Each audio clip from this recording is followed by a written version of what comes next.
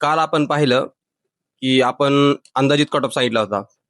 त्यावर बऱ्याच विद्यार्थ्यांच्या कॉमेंट आल्या की सर काय फेकता म्हणे सर 80च्या वर कट ऑफ लागल 70च्या वर कट ऑफ लागल. पण रियालिटी जर पाहिली तर आहेत ना मुलं आहेत 70च्या वर पण मार्क्स आहेत मुलांना 80च्या वर पण आहेत.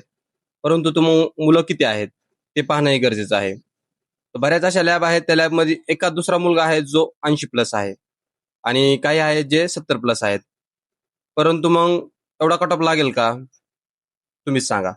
आणि एवढा कट ऑफ जर लागला तर लास्ट टाइम जी भरती झाली त्या भरतीमध्ये 129 जागेसाठी 64 वर कट ऑफ लागला होता आणि त्यांचा रेशिओ काय होता ते 1:9 आणि यावेळेस रेशिओ काय असणार ते 1:9चा असणार आहे. पण गेल्या वेळेसच्या जागा आणि यावेळेसच्या जागेच्या मध्ये फरक बघा किती आहे. मुंबई बेंचच्या किती जागा आहे, छत्रपती संभाजीनगर बेंचच्या किती जागा आहे. मग जागेनुसार कट ऑफ वाढेल का कमी होईल तुम्हीच व्यवस्थित अनालिसिस करून पहा. आणि समजा आता मी जो अंदाजित कट ऑफ सांगितलेला आहे की मुंबईसाठी 55 प्लस आणि छत्रपती संभाजीनगरसाठी 60 ते 65च्या आतमध्ये, नागपूरचा थोडा जास्त लागेल जागा कमी असल्यामुळे.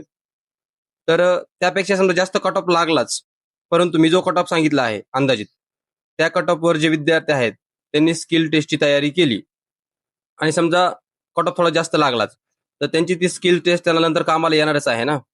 परंतु तुम्हाला समजा 62 मार्क आहेत आणि छत्रपती संभाजीनगरचा कट ऑफ जर 62च लागला आणि एकाही विद्यार्थ्याने समजा अंदाजित कट ऑफ ऐकून जरी स्किल टेस्ट केली आणि तो लागलाच तर त्याच्या फायद्याचे आहे ते. आणि तुम्ही जी स्किल टेस्ट करणार आहात ती तुमच्या आता येणाऱ्या जिल्हा न्यायालयासाठी कामी येणारच आहे. तर त्यामुळे मी जो अंदाजित कट ऑफ सांगितलेला आहे त्यानुसार तुम्ही अनालिसिस करू शकता जागेनुसार आणि स्किल टेस्टला सुरुवात करा. कारण नंतर आता वेळ भेटणार नाही. कारण सगळ्यात भरपूर असे विद्यार्थी आहेत की त्यांना 80 मार्क आहेत, 75 मार्क आहेत, 70 मार्क आहेत. पण ते आता स्किल टेस्ट टायपिंग चालू करणार आहेत. त्यांनी आधी थोडीही टायपिंग केलेली नाही, त्यांची प्रॅक्टिस झालेली नाही. पण भरपूर असे विद्यार्थी असणार आहेत जे एकदम बाउंड्रीवरती लागतील. म्हणजे कट ऑफ जर 62 लागला तर ते 62 वरच पास होतील आणि त्यांची टायपिंग एकदम भारी असणार आहे आणि तेच लागणार आहेत. त्यानंतर इंटरव्ह्यूचा टप्पा आहे. म्हणजे तुमच्याकडे अजून 2 चान्स आहेत ज्यांना कमी मार्क आहेत जे बाउंड्री लागणार आहेत त्यांना सुद्धा. त्यामुळे स्किल टेस्ट वर भर द्या, डेली टायपिंग करा जोपर्यंत रिझल्ट येत नाही तोपर्यंत. आणि सांगितल्याप्रमाणे जो कट ऑफचा अंदाज सांगितला आहे त्यानुसार सर्वांनी तयारी करा. अशाच नवीन अपडेटसाठी फॉलो आणि शेअर करा. राजगुरु मंत्राला धन्यवाद.